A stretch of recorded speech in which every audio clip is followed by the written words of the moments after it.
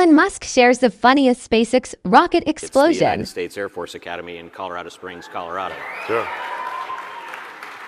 Nope, I've been there. I've given a talk, and you know, the first launch of Falcon 1, we had a Falcon sat from the Air Force Academy.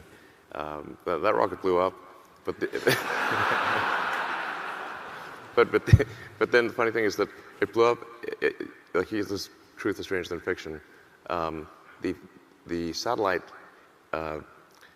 was shot through the fairing, arced through the air a couple hundred meters, and then plunged through the roof of a tool shed, and then landed on the floor.